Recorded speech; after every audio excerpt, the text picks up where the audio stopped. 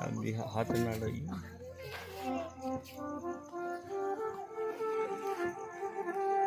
और आज आपकी नगरी में, गांव दौलतपुर में,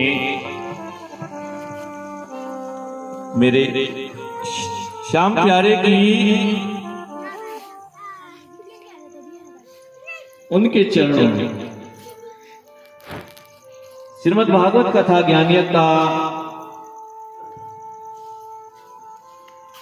सप्तम दिवस और आप सबके जय माधुर्य प्रेम में और मधुर बेला में मेरे व्यासपीठ की ओर से जितने भी ब्राह्मण देवता इस पृथ्वी के ऊपर विराजमान हैं, उन सभी के चरणों में मेरा कोटि कोटि नमन। एवं कथा पंडाल में बैठी मेरी मातृशक्ति, मेरी माताएं बहनें, मेरे बड़े बुजुर्ग भाई बंधु सखा, आप सभी को मेरी व्यासपीठ की ओर से जय जय श्री राधा। जय श्री राधा। तो चलिए प्रभु के चरणों में हाजिरी भरते हुए आगे फिर कथा में प्रवेश करेंगे।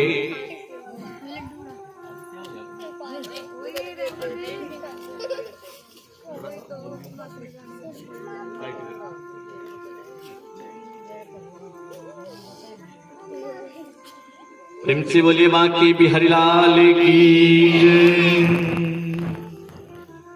तो मेरे कन्हैया के चरणों में आप सभी ने मीठी मीठी सी वंदना और मीठी मीठी सी हाजिरी भरनी है। क्या कहना है आप सभी ने? अच्छा ये बताइए, जो नौकरी मैं कर रहा हूं ये नौकरी बड़ी है कि जो आप लोग कर रहे हो वो नौकरी बड़ी है? मेरे वाली बड़ी है। तो चलो फिर हम अपने प्रभु की नौकरी के बारे में कुछ आपको सुनाते हैं। प्रेम से बोली बांकी बिहारी लाल की। मेरी कान्हा तेरी नौकरी सबसे अच्छी है, सबसे खरी।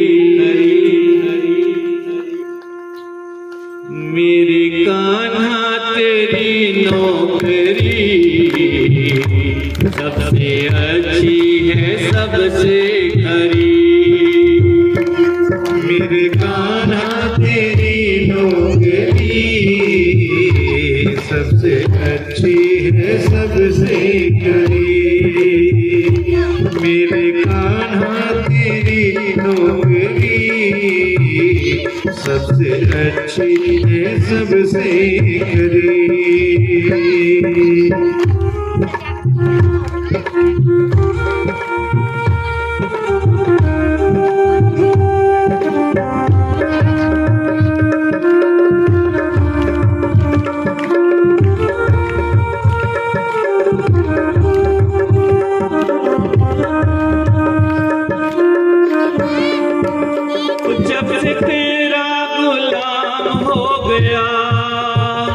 तब से मेरा भी नाम हो गया। जब से तेरा गुलाम हो गया, तब से मेरा भी नाम हो गया। जब से तेरा गुलाम हो गया, तब से मेरा भी नाम हो गया। जब से तेरा गुलाम हो गया, तब से मेरा भी नाम हो गया।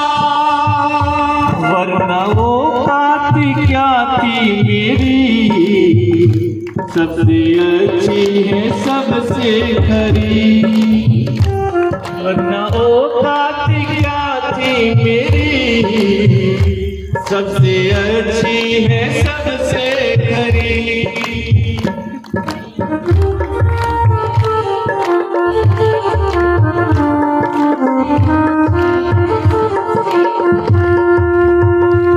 मेरे कान्हा तेरी नौकरी सबसे अच्छी है, सबसे खरी।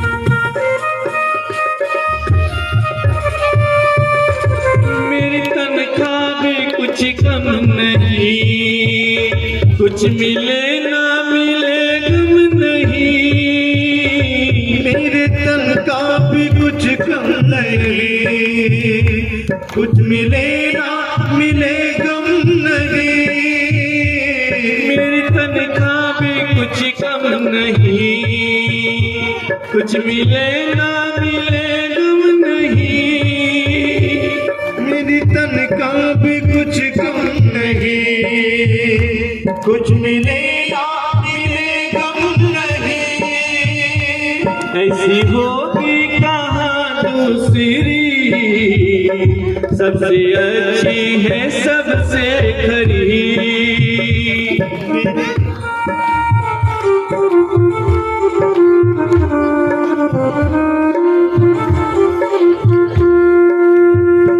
मेरे कान्हा तेरी नौकरी सबसे अच्छी है सबसे खरी, मेरी कान्हा तेरी नौकरी सबसे अच्छी है सबसे खरी। मेरे कान्हा तेरी नौकरी सबसे अच्छी है सबसे खरी। बोलिए मां की बिहारी लाल की जय। थोड़ा सा गला जो है ना गर्म पानी मंगाया है, ठीक है जी, और साफ हो जाएगा।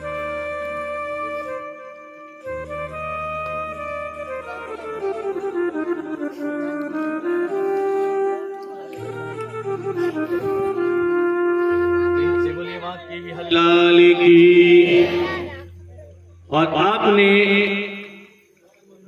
कल तक की कथा में मैया रुक्मिणी और भगवान श्री कृष्ण जी के विवाह तक की कथा आप सबने जो है सुनी। और उसके बाद जब कुछ समय और बीता, भगवान बांके बिहारी और मैया रुक्मिणी के मिलन से प्रद्युम्न की उत्पत्ति हुई। जब प्रद्युम्न का जन्म हो गया तो उसी समय एक असुर जिसका नाम है सम्रासुर, उसको मालूम पड़ गया कि तेरे काल ने जन्म ले लिया। उसने उसी समय द्वारिका की तरफ रुख किया और एक संत का रूप धारण किया, चुपचाप द्वारिका में प्रवेश कर गया। जहां पर प्रद्युम्न जी लेटे हुए थे, क्योंकि प्रसूति गृह में थे, अभी ताजा ताजा बच्चा पैदा हुआ है, तो मैया कुछ काम के लिए बाहर आई और उसने मौका पा करके उस प्रसूति गृह में एकदम से गया और उसको बालक को अपनी गोद में उठाया और फिर वहां से भाग गया। और जब ये मैया रुक्मिणी ने देखा तो उन्होंने उसी समय बलराम जी को बुलाया। बलराम जी हलमुशल लेके उसी समय आए और मेरे कन्हैया ने उन्हें रोक दिया कि बलराम जी, इतनी देर में तो राक्षस न जाने कहां से कहां पहुंच गया।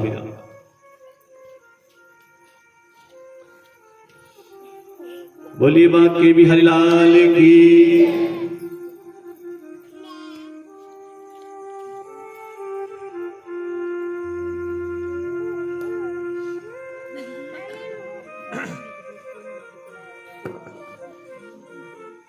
और इतनी ही देर में शमरासुर ने क्या किया, उस बालक को एक विशाल समुद्र में डाल दिया और उसी विशाल समुद्र में एक विशाल मछली ने उसको निगल लिया। और उसी विशाल समुद्र में एक दिन एक मछुआरे ने अपना जाल डाला और वही विशाल मछली उस मछुआरे के जाल में आ गई।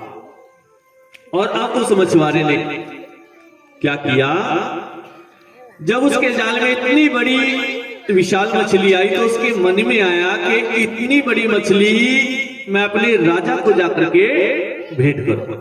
और उसका राजा कौन था? शमरासुर।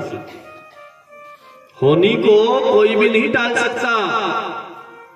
समरासुर ने तो बालक प्रद्युम्न को माता रुक्मिणी के प्रसूति गृह से लाकर के समुद्र में डाल दिया। लेकिन जो होनी है, अब उस मछुआरे ने जो है जाल डाला तो वही मछली जिसने उस बालक को निगला था उस मछुआरे के जाल में आ गई। और फिर जब उसने देखा कि भी इतनी सुंदर मछली है, इतनी बड़ी मछली है, क्यों ना मैं इस मछली को अपने राजा को जाकर के भेंट करूं। और इतनी बड़ी मछली को लेकर के आज वो मछुआरा अपने राजा जो है समरासुर के पास आया। समरासुर ने जब इतनी बड़ी मछली देखी तो प्रसन्नता पूर्वक अपने गले की माला उसको भेंट कर दी और उस मछली को पकवाने के लिए अपने रसोई में भेज दिया। अब उस रसोई में उसकी दासी जिसका नाम है भानामती और उसका पति, ये दोनों विराजमान। जब उन्होंने उस मछली को काटा, मछली को जब जो है चीरा गया, उस मछली के अंदर से एक सुंदर सा बालक निकला। और उस बालक को देख करके भानामती बहुत प्रसन्न हुई, क्योंकि भानामती की कोख सोनी थी। भानामती के यहां औलाद नहीं थी। और उसी समय उसका पति ये बतलाने के लिए समरासुर के पास जा पहुंचा कि मछली के गर्भ से, मछली के पेट से एक सुंदर सा बालक निकला है। और जैसे ही समरासुर के सामने बोलने वाला था, उसकी जीभ को लकवा मार गया। मेरे प्रभु की लीला देखी। और जब वह बोल नहीं पाया तो रसोई में आया, उसने अपने हाथ से तलवार उठाई और जैसे उस बालक को मारने लगा तो जिस हाथ में तलवार ले रखी थी उतना आधा हिस्सा उसी समय लकवा मार गया। मार नहीं पाया उस बच्चे को। और उसी समय भानामती ने सोचा कि भाई अब यहां मेरे बच्चे को बहुत जो है विपत्ति आने वाली है। अपने मन में विचार है कि अब यहां रहना खतरे से खाली नहीं है। वो अपने मन में इतना विचार कर ही रही थी, उसी समय गुरु शुक्राचार्य जी समरासुर के महल में प्रवेश कर जाते। और जैसे ही गुरु शुक्राचार्य जी ने महल में प्रवेश किया, एक कदम ही रखा महल के अंदर की पूरी बात उनके पास आई। उनको अपने आप पता चल गया कि जो समरासुर की दासी है भानामती, उसकी गोद में जो बच्चा खेल रहा है वह समरासुर का काल है। और जब ये बात समरासुर को गुरु शुक्राचार्य जी बताने लगे कि हे राजन,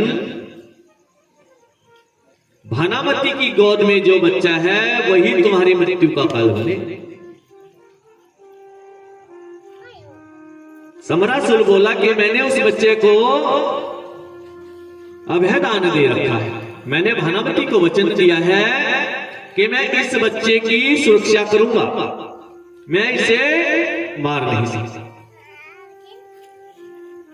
गुरु शुक्राचार्य ने कहा कि यदि तू मेरी बात नहीं मानेगा तो बाद में पश्चाताप करेगा, धोखा खाएगा। और आज समरासुर से नाराज होकर के गुरु शुक्राचार्य जी वापिस चलते बने। और इतने में ही जब भानामती ने विचारा कि यहां मेरे बेटे को बहुत बड़ा कष्ट होने वाला है, चुपचाप महल से निकल गई और जाकर के पर्वत कंदराओं में बैठ करके श्री हरि की तपस्या करने लगे। भानामती कौन थी? ये भानामती पूर्व जन्म में एक अप्सरा थी। और इस अप्सरा ने श्री हरि नारायण की बहुत कठिन जो है तपस्या की थी। और उनसे वर के रूप में यह मांगा था कि मुझे मायावी विद्या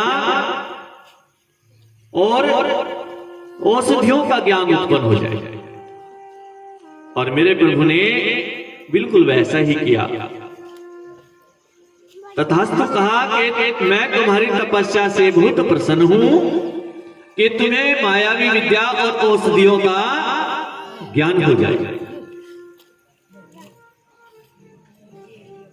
और एक दिन इसने अपने मन में विचारा कि मैं देखूं तो सही कि मुझे वाकई में मायावी विद्या का ज्ञान हो भी गया है कि नहीं। और इसने मंत्र पढ़ करके अपना राक्षसी स्वरूप बना लिया और अपना राक्षसी स्वरूप बना करके ये जाकर के ऋषि मुनियों को भयभीत करने लगे। और उसी समय श्री हरि ने प्रकट होकर के कहा कि तुमने मेरी आज्ञा की अवहेलना की है। मैंने तुझे ये सारी विद्याएं भलाई के काम के लिए दे रखी हैं और तू इन कामों से जो है बुराई की ओर प्रस्थान कर रही है। उसी समय उस भानामती को शाप दे डाला, जो शरीर तुमने धारण करके ऋषि मुनियों को डराया है तो इसी असुर योनि में डल जा और जाकर के पृथ्वी लोक में राजा सबरासुर की दासी बन गई और वहां जाकर के देवताओं का कार्य हल कर।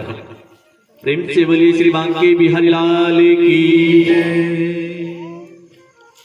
और आज वही भानामती पर्वत कंदराओं की गुफा में बैठ करके श्रीहरि की तपस्या कर रही है। इतने में ही नारद जी आकर के शमरासुर से कहते हैं कि शमरासुर, भानामती की गोद में जो बच्चा है वही तेरी मृत्यु का कारण बनेगा। अभी भी समय है, या तो उसको मृत्यु के घाट उतार दे वरना बाद में फिर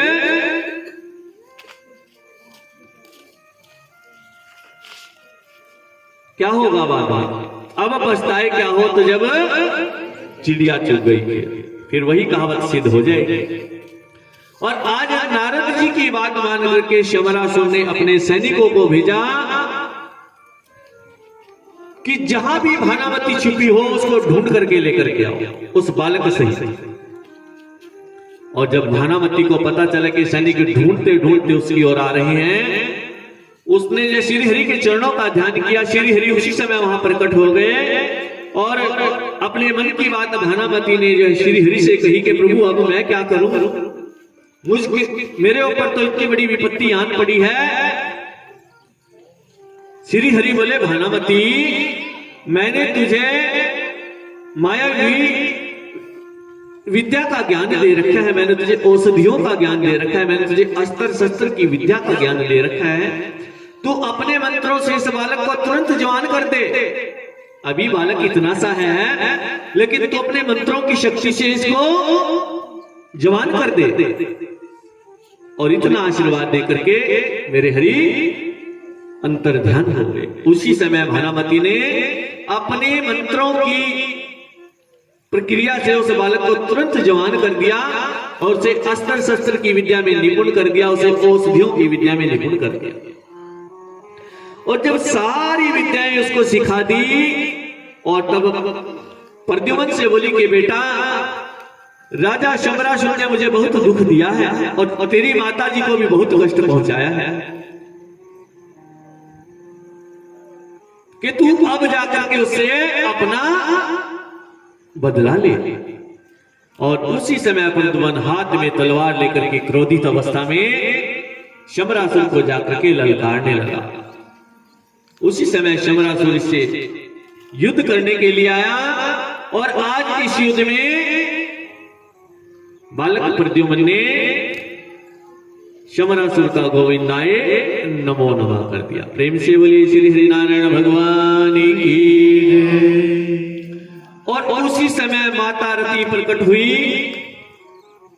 माता रति क्यों प्रकट हुई?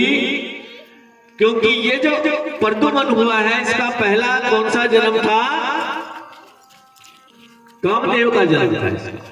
जब भगवान भोलेनाथ ने कामदेव को भस्म किया था उस समय माता रति ने भगवान भोलेनाथ के चरणों को पकड़ लिया था कि प्रभु मेरा तो पूरा का पूरा संसार ही उजड़ गया, अब मैं क्या करूं। उस समय भगवान भोलेनाथ ने कहा था कि तू चिंता मत कर, जब द्वापर युग होगा, द्वापर युग में श्री कृष्ण अवतार होगा, भगवान कृष्ण का विवाह रुक्मिणी से होगा और उन दोनों के मिलन से एक बालक उत्पन्न होगा जिसका नाम प्रद्युम्न होगा, वही तेरा पति होगा। इसलिए आज माता रति यहां प्रकट हो गई और आज प्रद्युम्न को लेकर के द्वारिका धाम में गई और भानुमति ने माता रति से कहा कि इसको अपने स्थान पर पहुंचा। आज माता रति प्रद्युम्न को लेकर के द्वारिका धाम गई और जब मैया रुक्मिणी से मिली, बलराम जी से मिली, उसके बाद जो है बाकी बिहारी जी से मिली, आज मैया रुक्मिणी अपने बेटे को जो हृदय से लगा करके अश्रुधारा बहा रही है, क्योंकि इतना सा था जब ले गया था समरासुर से और आज पूरा लंबा चौड़ा। प्रेम से बोलिए श्री श्री नारायण भगवान की। और कुछ समय और बीतता है। अब माता रुक्मिणी का भाई रुक्मी अपनी बिटिया जो है रुक्मावती का विवाह, अपनी बेटी रुक्मावती का विवाह प्रद्युम्न के साथ कराना चाहता है। ये विवाह दक्षिण देश की जो है रीति के अनुसार हो रहा है। भाई हमारे यहां तो मामा की लड़की क्या लगी, बहन लगी, लेकिन दक्षिण देश में क्या होता है, मामा की लड़की के साथ ही विवाह होता है। हैदराबाद साइड और तब जो दक्षिण देश की रीति के अनुसार मैया रुक्मिणी ने अपने बेटे का विवाह अपने भाई की बेटी से कर दिया। प्रेम से बोले बांके बिहारी लाल की। और फिर प्रद्युम्न और रुक्मावती के मिलन से बालक अनिरुद्ध की उत्पत्ति हुई और उसके बाद आगे की कथा में भगवान बांके बिहारी जी का जाम्बवंती से विवाह किस प्रकार हुआ, इस कथा का वर्णन महात्मा श्री सुखदेव जी राजा परीक्षित से करने जा रहे हैं। कि एक समय की बात है, सत्राजित नाम का यादव जिसने भगवान सूर्य की बहुत उपासना की और भगवान सूर्य ने उससे प्रसन्न होकर के एक मणि उस यादव को जो है प्रदान की और जब उसको मणि मिली उस समय ये आशीर्वाद भगवान सूर्य देव ने दिया कि इस मणि की रोज पूजा पाठ करना और ये मणि तुम्हें हर रोज एक मन सोना देगी। और आज उस मणि को अपने गले में धारण करके सुधर्मा सभा में आया महाराजा उग्रसेन के यहां और जितने वहां सभासद बैठे थे उन्होंने देखा कि करोड़ों करोड़ों सूर्य से भी अधिक तेज प्रकाश, सबकी आंखें जो है बंद हो रही हैं उस प्रकाश से, चौंधिया रही हैं। और जब सत्राजित आकर के सभा में बैठा तो सबने देखा कि बीच के गले में तो अमूल्य मणि है। और जब सत्राजित सभा से उठ करके गया तो सभी ने भगवान कृष्ण से कहा कि यह मणि तो राजा उग्रसेन के पास होनी चाहिए, कि कल जो है ये आएगा सत्राजित, आपने हम सब की बात मान करके इससे इस मणि को लेकर के महाराजा उग्रसेन को दे दिया। और जब अगले दिन जो है सुधर्मा सभा में सत्राजित आया तो उससे बांके बिहारी जी ने कहा कि भाई सत्राजित, ये मणि बहुत अमूल्य है, आप इस मणि को महाराजा उग्रसेन को दें। और सत्राजीत इतनी सी बात से नाराज होकर के उस सुधर्मा सभा से उठ करके गया। घर जाकर के अपने भाई प्रसेनजीत से यह बात कही कि कन्हैया मेरी मणि को लेना चाहता है। उसके मन में लालच आ गया है उसके मन। और आज प्रसेनजीत ने कहा कि सत्राजीत यह मणि मुझे दे, मैं देखता हूं कि इस मणि को किस किसान लेता है। आज प्रसेनजीत ने उस मणि को अपने गले में धारण करके वन में जो है शिकार करने के लिए जाता है और अपने साथियों से बिछुड़ जाता है और एक निर्जन वन में पहुंच जाता है, जहां उसके ऊपर जो है एक सिंह की दृष्टि पड़ती है और उस समय उस सिंह ने उस प्रसेनजीत को मारा। और उसी समय उसी वन के पास एक जो गुफा थी, उस गुफा में जामवंत जी रहा करते थे।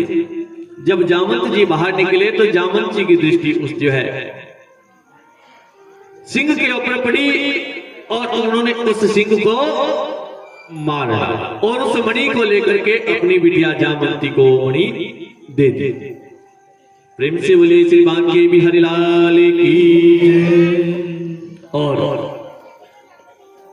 जब प्रसेनजीत 1 महीने तक वन से वापस नहीं आया तो एक दिन क्या हुआ, सत्राजीत की पत्नी कुएं पर पानी भरने के लिए गई। वहां पर अनेक स्त्रियां थी, मैया रुक्मिणी भी थी और वहां सभी स्त्रियों के सामने मैया रुक्मिणी से कहा कि कन्हैया ने मणि के लालच में प्रसेनजीत का वध कर दिया। अब जब ये बात मैया रुक्मिणी को मालूम हुई तो रात्रि में मैया रुक्मिणी बांके बिहारी जी के पैर दबा रही थी और पांव को दबाते दबाते मैया ने बात चला, पतिदेव आपको पता भी है कि नगरी में क्या हो रहा है।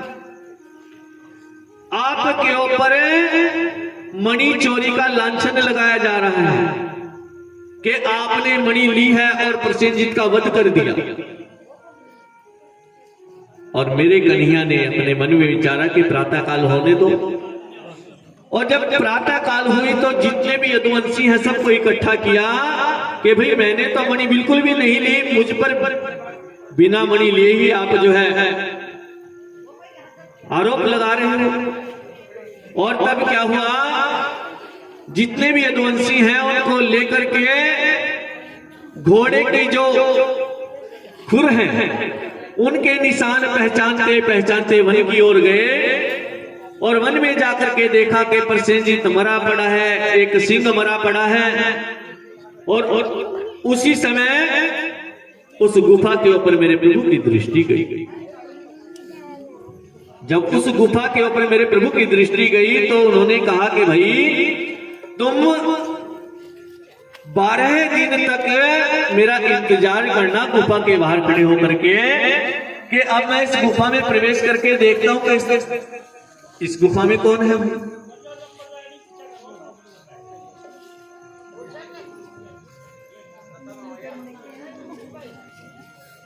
लो माताओं आप अपनी कथा कर लो, मैंने अपनी कथा बंद कर दी।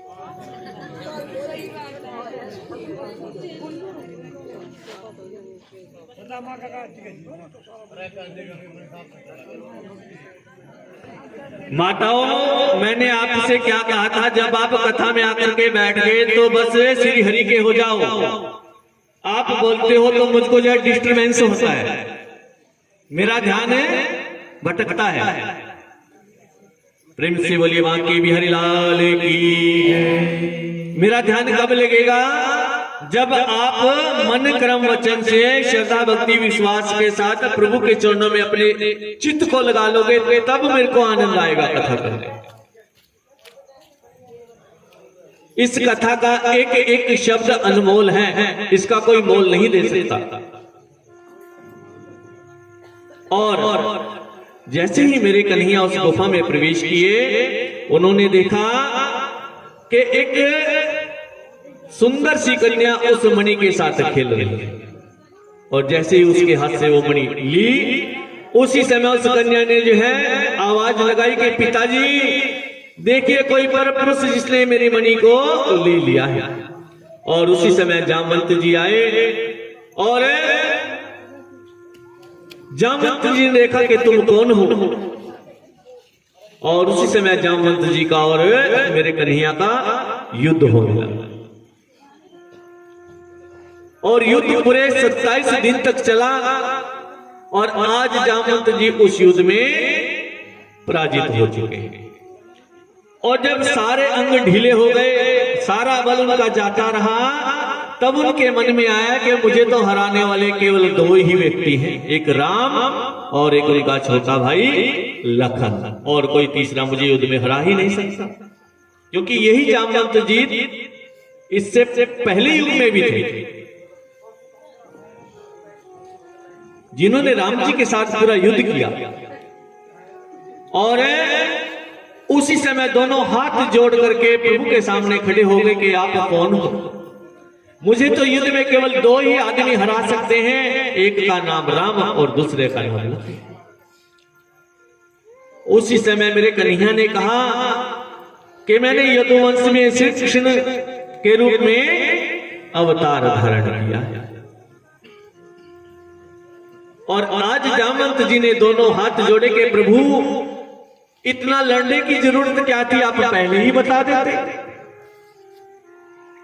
और तब उसी समय मेरे बांके बिहारी जी ने कहा कि सुनो, युद्ध मैंने इसलिए किया तुम्हारे साथ, जब मैंने लंका के राजा रावण पर विजय पा ली, विजय पाने के बाद आपने मुझसे क्या कहा था कि राम जी मेरी भुजाओं का बल अभी भी पूरा नहीं हुआ, मैं और लड़ना चाहता हूं। तब मैंने तुमसे क्या कहा था कि मैं द्वापर में जो है श्री अवतार धारण करूंगा और अपने आप आकर के तुमसे युद्ध करूंगा, तब तुम्हारी भुजाओं का बल ढीला करूंगा। आज मैंने अपना वचन पूरा किया। और उसी समय जामवंत जी दोनों हाथ जोड़ करके कि प्रभु अब तो मुझे वही रूप दिखला दीजिए, अपना त्रेता का रूप। मेरे मन में वो रूप आपकी देखने की बहुत प्रबल इच्छा हो रही है। और जैसे ही मेरे बांके बिहारी जी ने अपना वो राम रूप दिखलाया, बस जामवंत जी उसी राम रूप की स्तुति करने लगे। और क्या कहने लगे, तेरी मर्जी का मैं हूं गुलाम, मेरे अलबेले राम, तेरी मर्जी का मैं हूं गुलाम, तेरी मर्जी का मैं हूं गुलाम, मेरे अलबेले राम, मर्जी का मैं हूँ गुलाम, मेरे अलबेले राम, मेरे अलबेले राम, मेरे मत वाले राम, मेरे अलबेले राम, मेरे मत वाले राम, मेरे अलबेले राम, मेरे मत वाले राम, मेरे अलबेले राम, मेरे मत वाले राम, तेरी मर्जी का, तेरी मर्जी का, तेरी मर्जी का मैं हूँ गुलाम, मेरे अलबेले राम, तेरी मर्जी का मैं हूँ गुलाम, मेरे अलबेले राम।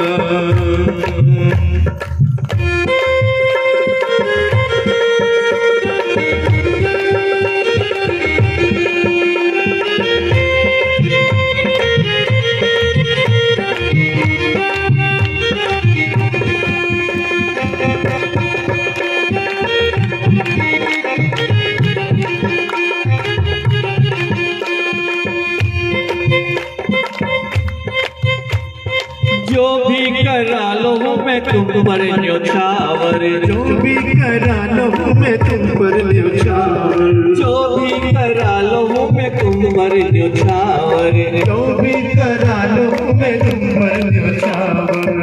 अब तो दौलत, अब तो दौलत, अब तो दौलत मेरी तेरे नाम, मेरे अलबेले राम, तेरी मर्जी का मैं हूँ गुलाम, मेरे अलबेले राम, मेरे अलबेले वाले राम, मेरे अलबेले राम मेरे मत वाले राम, मेरे अलबेले राम मेरे मत वाले राम, मेरे अलबेले राम मेरे मत वाले राम। तेरी मर्जी का, तेरी मर्जी का, तेरी मर्जी का मैं हूँ गुलाम, मेरे अलबेले राम, तेरे मर्जी का मैं हूँ गुलाम, मेरे अलबेले राम।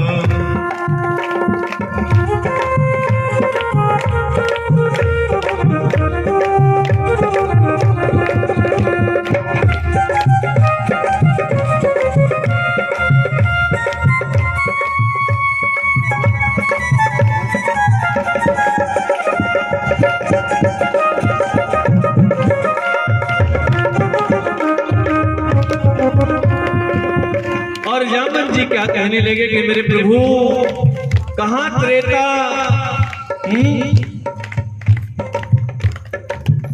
और जिसकी आयु 12,96,000 वर्ष हुई, कितने वर्ष है? 12,96,000 वर्ष। और कहाँ द्वापर, जिसकी आयु 8,64,000 वर्ष हुई। इतना लंबा सफर मेरे प्रभु, अब तो बहुत मैं बहुत ज्यादा थक गया हूं। और क्या कह रहे हैं? थक भी गया हूं इस लंबे सफर में, थक भी गया हूँ इस लंबे सफर में, थक भी गया हूं इस लंबे सफर में, थक भी गया हूँ इस लंबे सफर में। मेरा जीना, मेरा जीना, मेरा जीना हुआ है हराम, मेरे अलबेले राम, मर्जी का मैं हूँ गुलाम, मेरे अलबेले राम, मेरे अलबेले राम मेरे मत वाले राम, मेरे अलबेले राम मेरे मत वाले राम, मेरे अलबेले राम मेरे मत वाले राम, मेरे अलबेले राम मेरे मत वाले राम। तेरी मर्जी का, तेरी मर्जी का, तेरी मर्जी का मैं हूँ गुलाम, मेरे अलबेले राम, मर्जी का मैं हूँ गुलाम, मेरे अलबेले राम।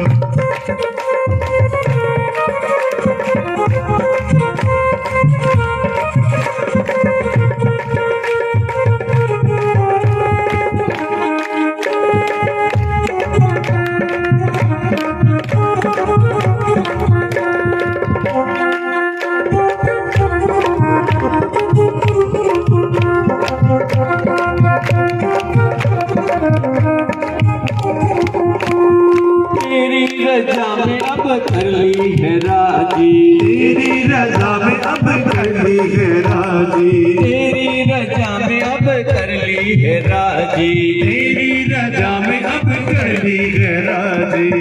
मुझे दे दो, मुझे दे दो, मुझे दे दो सजाया इनाम, मेरे अलबेले राम, तेरी मर्जी का मैं हूँ गुलाम, मेरे अलबेले राम, मेरे अलबेले राम मेरे मत वाले राम, मेरे अलबेले राम मेरे मत वाले राम, मेरे अलबेले राम मेरे मत वाले राम, मेरे अलबेले राम मेरे मत वाले राम। तेरी मर्जी का, तेरी मर्जी का, तेरी मर्जी का मैं हूँ गुलाम, मेरे अलबेले राम, तेरी मर्जी का मैं हूँ गुलाम, मेरे मत वाले राम, तेरी मर्जी का मैं हूँ गुलाम, मेरे अलबेले राम, तेरी मर्जी का मैं हूँ गुलाम, मेरे अलबेले राम, तेरी मर्जी का मैं हूँ गुलाम, मेरे अलबेले राम, तेरी मर्जी का मैं हूँ गुलाम,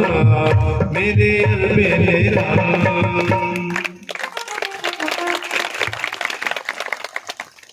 आप लोगों के आशीर्वाद से गला ठीक हो गया, आशीर्वाद है आप।